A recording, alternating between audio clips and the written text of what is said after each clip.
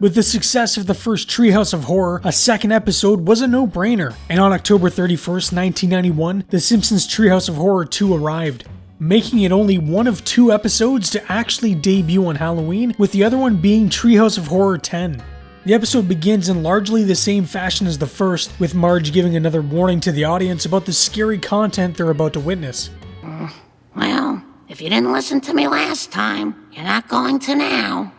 Another trip through the cemetery reveals more silly tombstones, and this go around we have Bambi's mom, Walt Disney, and a tombstone for weight loss. Some trick-or-treaters can be found on the bottom left of the screen wearing the same costumes as the characters from It's the Great Pumpkin, Charlie Brown. We also get the introduction of the scary names idea that was also taken from EC Comics, although they were eventually dropped for episodes 12 and 13 as they were seen as a burden to write every year, but fan backlash caused them to change direction and bring them back with Treehouse of Horror 14. This year's wraparound segment again takes place on Halloween, but doesn't take place in the treehouse as the first episode is the only one to actually do so. This time, the Simpsons enjoy their candy after a successful night of trick-or-treating, with Bart dressed as an executioner, Maggie a witch, and Lisa a totem pole. Marge's hair is also done up to look like Elsa Lanchester's character from Bride of Frankenstein. Get a good haul this year? Jackpot! I'm very, very proud of you, kid. The kids, Homer included, get to town chowing down on their candy when Marge warns them that they'll have nightmares if they eat too much, which they all scoff at. The first segment would begin when Lisa is in bed and falls asleep.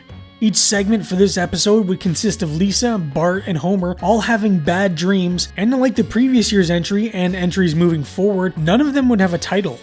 Jim Reardon would direct the entirety of this episode, with the first segment, Lisa's Nightmare, being written by Al Jean and Mike Reiss. Lisa's Nightmare opens in Morocco, where the Simpsons are visiting. Homer finds an old vendor who sells him a magical monkey's paw that can bring him anything he wishes for, despite warning him that it also brings a dark curse. Well, it's that little shop right over there. Oh, no, wait, it was over there. You'll be sorry. When Homer points back to the old vendor, his mouth doesn't move while telling him he'll be sorry. This was a mistake by the animators that they didn't notice until the episode was actually released. Even as a kid, I knew something wasn't quite right with the herky-jerky animation. Before the Simpsons board their flight home, Homer is frisked by Moroccan soldiers who find souvenirs he was trying to smuggle out of the country. This scene was a play on the drug smuggling scene in the film Midnight Express. Forget it, you two. As the pants wearer of this house, I get the first wish. As the family fights and bickers over who gets the first wish, Maggie takes it upon herself to make a wish and nabs herself a new golden pacifier. Bart makes the second wish, which brings the Simpsons fame and wealth, but this only ends up turning everyone against them. Homer remembers the old man said the wishes would bring grave misfortune, despite Maggie's wish being completely harmless. I wish for world peace. Lisa, that was very selfish of you. The third wish is placed by Lisa for world peace, which only backfires on them because the world has completely disarmed themselves, leaving them open for an alien invasion. Foolish humans. Oh yes, Kodos. Earth is now ripe for the plucking. Kang and Kodos make their return from the first episode, but there was debate as to whether they should or not. Ultimately, it was decided they would be included and would become tradition for the remainder of the series. Kang and Kodos' laugh was also extended here so they could meet the allotted runtime of the episode. When the aliens land, they knock the head off the Jebediah Springfield statue, which was done in reference to the Season 1 episode titled The Telltale Head.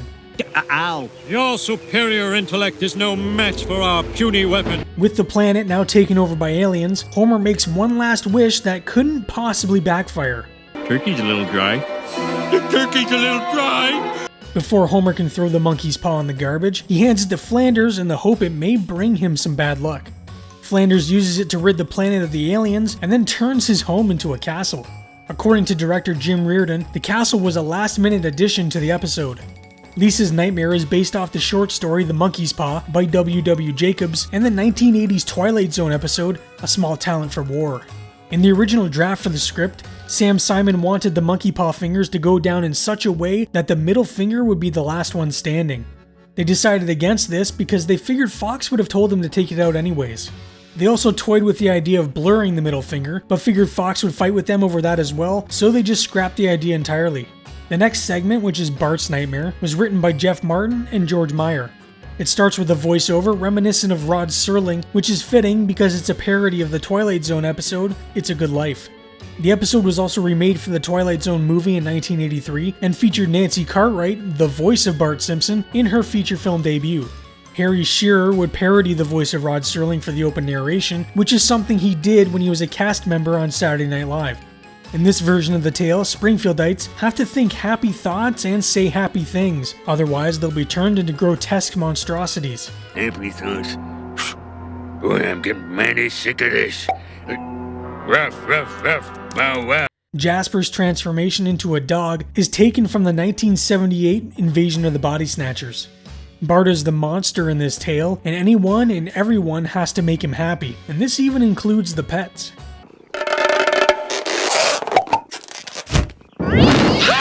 Snowball 2's transformation was created by animator John Rice, and the producers loved it, claiming it looked just hideous, just right. After the disastrous morning, Bart takes over driving the school bus, and the answers for the previous day's test are changed to correspond with Bart's answers. And our country isn't called America anymore, it's Bonerland. We also get what might be the greatest Moe prank phone call of the entire series. I'm a stupid moron with an ugly face and a big butt, and my butt smells, and I like to kiss my own butt. John Swartzwelder would be the one to come up with the line, which was apparently despised by Hank Azaria, who had to say it. After an incident where Bart turns Homer into a jack-in-the-box, everyone's favorite character, Dr. Marvin Monroe, tells Homer to spend some quality time together with his son.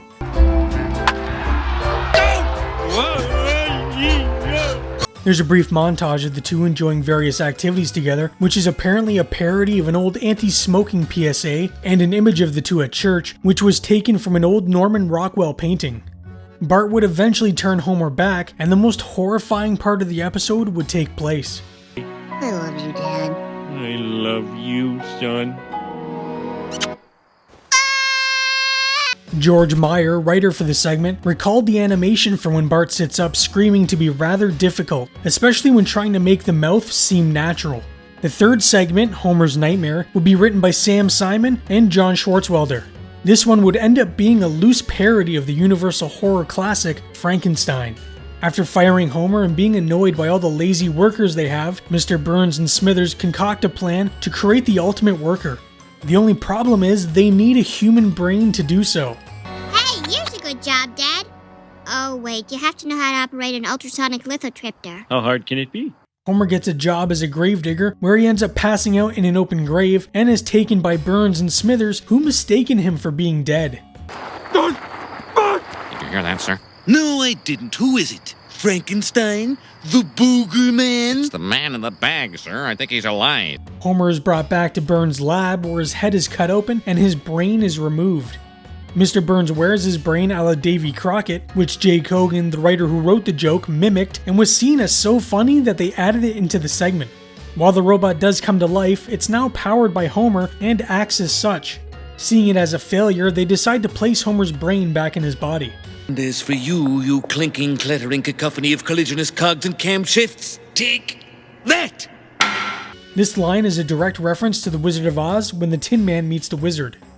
You clinking, clanking, clattering collection of collisionous junk! It was also inspired by Dr. Smith from Lost in Space anytime he would throw insults at the robot.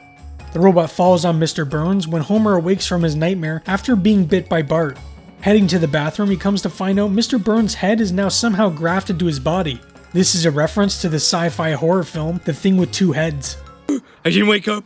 It's all a dream. It's just a dream. Oh, that's right. It's all a dream. Or is it? The episode ends with the same spookified end music as the previous year, with one change being creepy organ music playing during the Gracie Films logo, which was missing the previous year. Upon the episode's release, it would be viewed by 11.14 million homes, making it the highest rated show for Fox the week of its airing. Reception for the episode was mostly positive, with many claiming it to be an improvement over the first installment, although many said that none of the segments really stood out over the others. The episode was also nominated for 2 Emmy Awards, but came away with no wins. The second entry in the Simpsons Treehouse of Horror is definitely an improvement over the first, but still not as good as future installments. The The Monkey's Paw has some great gags, and Homer freaking out over a turkey sandwich always gets me. The parody of It's a Good Life is really well done and features my favorite prank call in the series, despite what Hank Azaria seems to think of it. And the parody of Frankenstein has one of the funniest lines that I think most seem to miss. Smithers, hand me that ice cream scoop. Ice cream scoop? Damn it, Smithers. This isn't rocket science, it's brain surgery. Overall, this outing is very solid and only continues the Simpsons' stellar track record during this time frame. Well, that's all for today, but next Tuesday we will return with the third episode in the Simpsons Treehouse of Horror retrospectives. Let me know in the comments what you think of Treehouse of Horror 2. Thank you for watching, and I hope you continue having a great Spooktober.